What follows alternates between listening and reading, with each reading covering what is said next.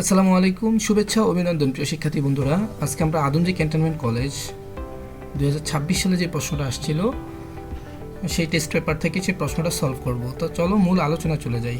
দেখো, এমসিকিউ প্রথম প্রশ্নটা বলেছে ডিএনএস এর পূর্ণরূপ কি। এটা মূলত এইচটিএমএল থেকে এসেছে। ডিএনএস মানে হচ্ছে ডোমেইন নেম সিস্টেম, ঠিক আছে।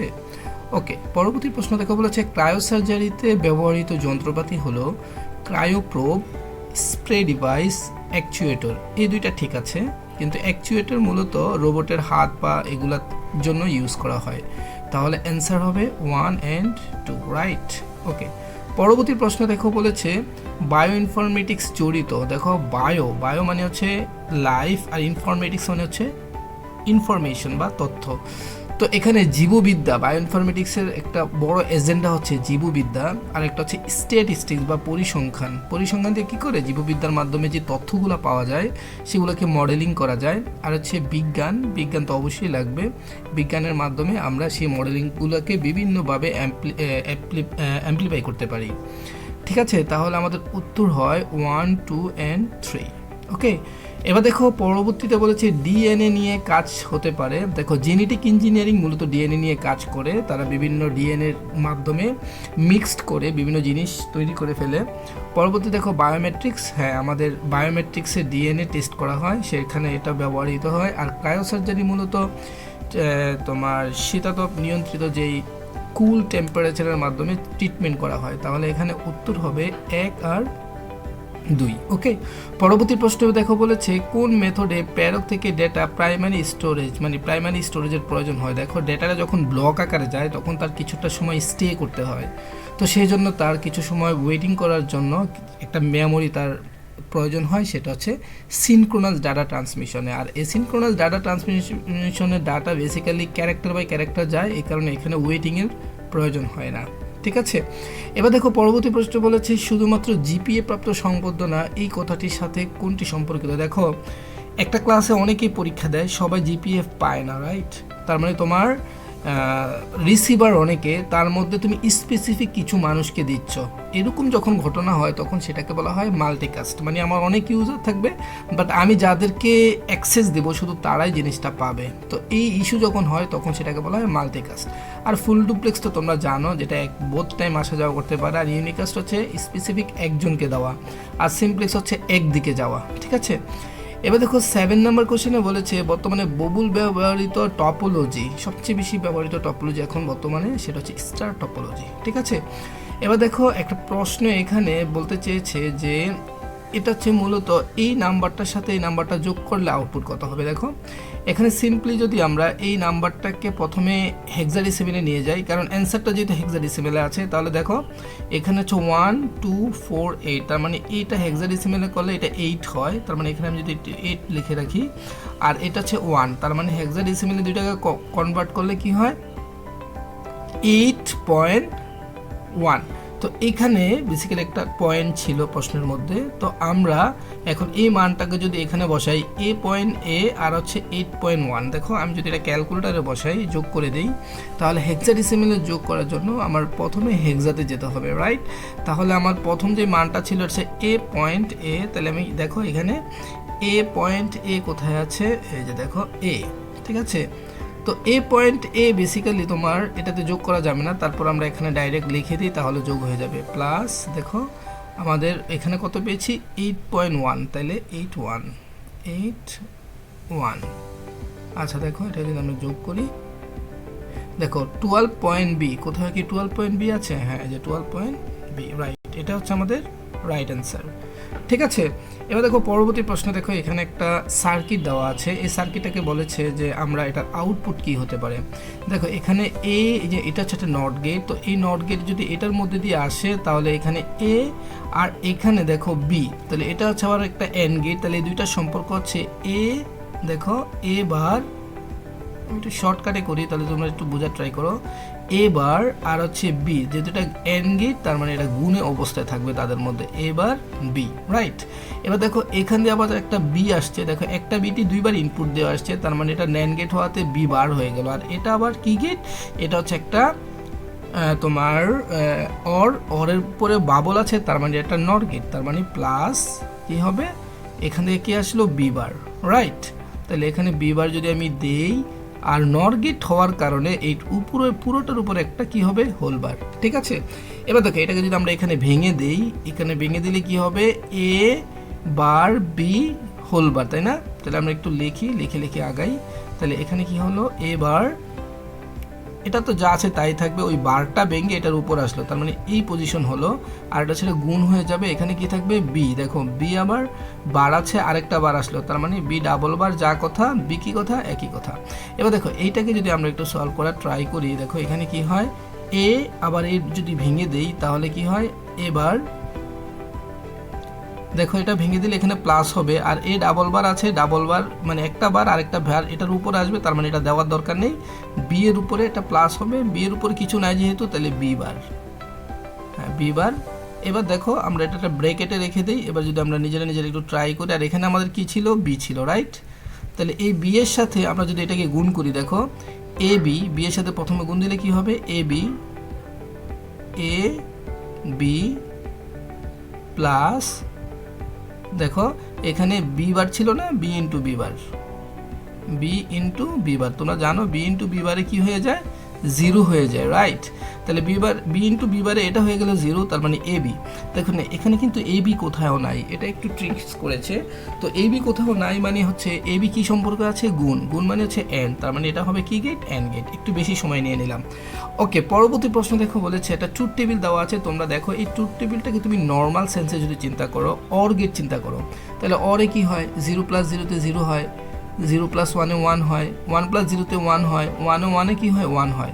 তো দেখো জিরো ওয়ান ওয়ান ওয়ান এটা হওয়ার কথা ছিল, তো এটা উল্টিয়ে গিয়েছে, দেখো তো তাহলে কি হয়েছে 1 0 0 0, তার মানে এটা কিন্তু অর গেটের উল্টা, অর গেটের কমপ্লিমেন্ট হলে সেটাকে বলা হয় নর গেট। ঠিক আছে, আশা করি তোমরা বুঝতে পেরেছো। এবার দেখো পরবর্তী প্রশ্নে বলেছে শতক সারণী দ্বারা ওয়াই এর কোন ফাংশনটি নির্দেশ করে। দেখো সিম্পল, দেখো ওয়াই এর এই মানটা 1 না, তার মানে এ 1 হলে এটা কি হয়, এর মান যখন 0, তার মানে এর মান 0 মানে কি এবার, তোমরা এইভাবে বের করতে পারো।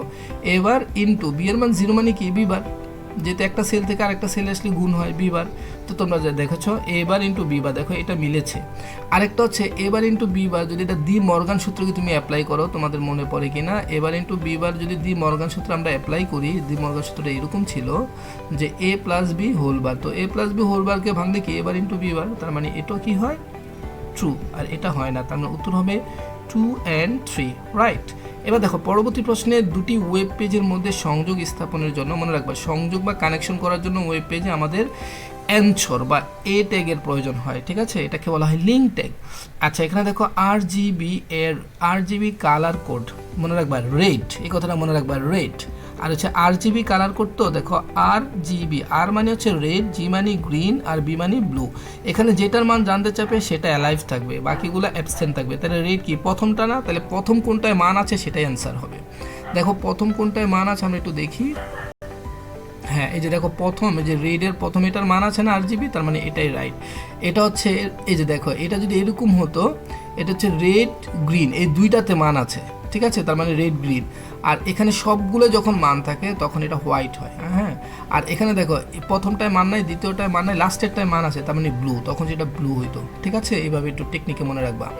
ওকে, পরবর্তী প্রশ্ন বলছে HTML ব্যবহার করে ছবি সঠিক ফাইল এক্সটেনশন, এটা তোমরা জানো জেপিজি পিএনজি দুইটা ছবির, আর ডক হচ্ছে ফাইল যেটা আমরা MS ওয়ার্ড লিখি, তার মানে উত্তর হবে 1 and 2।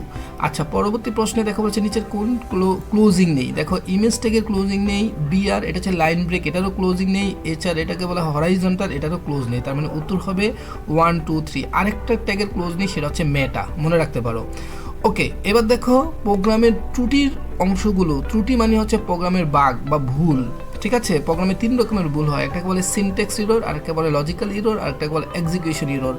দেখো এখানে বিল্ড ইন ইরর বলতে কোনো শব্দ নাই, তার মানে উত্তর হবে 1 and 2। ওকে, পরবর্তী প্রশ্ন বলেছে ফন্টের নাম পরিবর্তন করতে কোন অ্যাট্রিবিউট ব্যবহার করা হয়। মনে রাখবা ফন্ট ট্যাগ 3টা, মানে 3টা অ্যাট্রিবিউট থাকে, একটা হচ্ছে ফেস, একটা হচ্ছে সাইজ, একটা হচ্ছে কালার। তো ফন্টের স্টাইল বা নাম পরিবর্তন করতে যে অ্যাট্রিবিউট ব্যবহার করা হয় সেটার নাম হচ্ছে ফেস, তোমরা জানো। ওকে, এবার দেখো বলেছে ফ্লোচার্টের প্রক্রিয়াকরণের জন্য নিচের কোনটি ব্যবহার করা হয়। মনে রাখবা প্রক্রিয়াকরণের জন্য যে প্রসেসের জন্য এটা ইউজ করা হয়। ঠিক আছে, আর তোমার ইনপুট আউটপুটের জন্য এই যে আয়ত টাইপের এটাকে ইউজ করা হয়।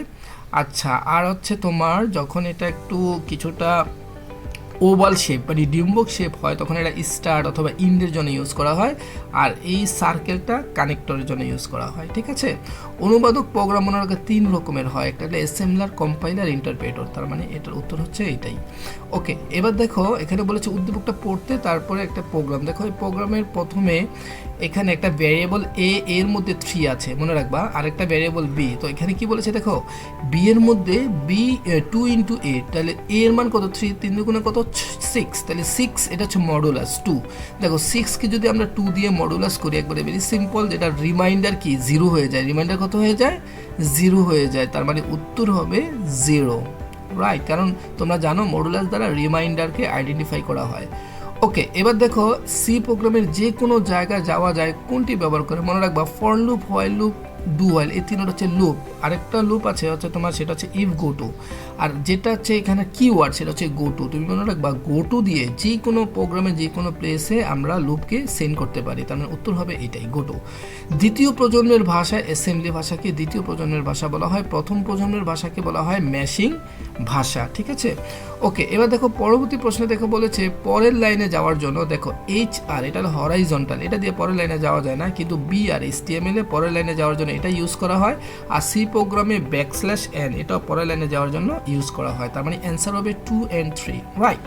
এবার দেখো 24 নম্বর প্রশ্নটাই বলেছে যে এত এর যোগফল নির্ণয়ের জন্য কতটি অ্যাডার লাগবে। তোমরা এটা জানো যে আমরা যে প্যারালাল অ্যাডার ইউজ করি সেখানে বাইনারি নাম্বার আগে কনভার্ট করতে হয়। দেখো এ এটাকে যদি আমি বাইনারি করি তাহলে এটা হয় হেক্সাডেসিমেলে, যদি এটাকে বাইনারি করি এ মানে 10 1 0 1 0। এবার দেখো আমি যদি এই 13 এটাকে এখন ডেসিমেলে নিয়ে যাই, হেক্সাডেসিমেলে নিয়ে যাই, তোমরা জানো এটাকে হেক্সাডেসিমেলে আমরা গুণেও নিতে পারি, অথবা তুমি যদি ক্যালকুলেটর ইউজ করো। দেখো আমি একটা নাম্বারকে এখন ডেসিমেল থেকে হেক্সাডেসিমেলে কীভাবে নেই, প্রথমে আমরা ডেসিমেলে যাব, ডেসিমেলে গিয়ে আমরা এটাকে মিউট করে দিব, আগে অবস্থায় চলে আসবো। হ্যাঁ, ডেসিমেলের মানটা কত 13, তাহলে আমরা এখানে লিখবো 13, রাইট। এই 13 লিখে আমি এটাকে ইকুয়াল দিব, ইকুয়াল দিয়ে আমি এখানে যাব কোথায়, হেক্সাডেসিমেলে। তো হেক্সাডেসিমেলে 30 মানে হচ্ছে ডি, রাইট। তো এখানে দেখো ডি মানে কত, হেক্সাডেসিমেলে 30 হচ্ছে ডি। এটাকে যদি আমি বাইনারি নিয়ে যাই তাহলে তোমাদের আরও বুঝতে সহজ হবে। দেখো এখন এটাকে আমি বাইনারিতে নিয়ে যাই, তাহলে বাইনারি নিলে কি হয় 1101, রাইট। তাহলে আমরা এটার সাথে এটা যোগ করে দেব 1101, আমরা এইভাবেই যোগ করি, বাইনারি যোগ করে অ্যাডার বের করতে হয়। আচ্ছা, এবার এটাকে যদি আমি যোগ করি, দেখো 0 আর 1 যোগ করলে কি হয় 1, এখানে 1 তোমরা জানো, এখানে 1 আর এখানে 1 1 10 হয়, তার মানে এখানে 0 আর এখানে কি 1। এবার দেখো তোমার টোটাল বিট আছে কয়টা, এটাই মূল ইম্পর্টেন্ট, 1 2 3 4 5। মনে রাখবা যতগুলো বিট থাকবে তার সবগুলোই অ্যাডার লাগবে। ইম্পর্টেন্ট হচ্ছে প্রথম অ্যাডারটা হাফ অ্যাডার লাগে, বাকি সবগুলো ফুল অ্যাডার। তার মানে একটা হাফ অ্যাডার, বাকি 1 2 3 4 চারটা লাগবে ফুল অ্যাডার, রাইট। তো এটা কোথায় আছে, একটি হাফ অ্যাডার 4টি full adder, this is the correct answer. Okay, এবার দেখো বি এর ASCII 7 কোড, মনে রাখবা বি না, বি এর আগে তুমি যেটা জানতে হবে সেটা হচ্ছে এ। মনে রাখবা এ এর ASCII কোড হচ্ছে 97। দেখো কত সিম্পল এটা বের করে যায় 97। তো এই 97 যদি বি এ হয় তাহলে বি কত হওয়া উচিত, এক যোগ করলেই হয় 98, রাইট। তাহলে 98, এখন 98কে যদি আমরা বাইনারিতে নিয়ে যাই তাহলে কিন্তু আমরা ASCII 7 কোডের অ্যান্সার পেয়ে যাব। তাহলে 98কে আমরা এখন কোথায় নিয়ে যাব, বাইনারি। তো এটা হচ্ছে আমাদের ডেসিমেল মান 98, ঠিক আছে। দেখো আমি কিভাবে টেকনিক্যালি নিয়ে যাই। তো এখানে প্রথমে আমরা এটাকে চলে নিয়ে যাব ডেসিমেলে। ডেসিমেলে হচ্ছে কত, আমার নাম্বার আছে 98, কারণ 98 স্মল লেটারকে আইডেন্টিফাই করে। তো এটাকে আমরা ইকুয়াল দেব, ঠিক আছে। ইকুয়াল দেওয়ার পর এটাকে আমি বাইনারিতে যদি নিয়ে যাই, BIN, দেখো মিলে কোনটার সাথে 11 000 10। দেখো তো এটা কোথায় আছে 11 000 10, দেখো 11 000 10, এটাই হচ্ছে আমাদের রাইট অ্যান্সার। আশা করি তোমরা এক্সপ্লেনেশনগুলো বুঝতে পেরেছো। যদি কোনো প্রবলেম হয় তাহলে আমাকে ইনবক্সে কোনো প্রশ্নের স্পেসিফিক প্রবলেম হলে লিখে জানাতে পারো। আজকে টিউটোরিয়ালটা এখানেই শেষ করবো। আল্লাহ হাফিজ।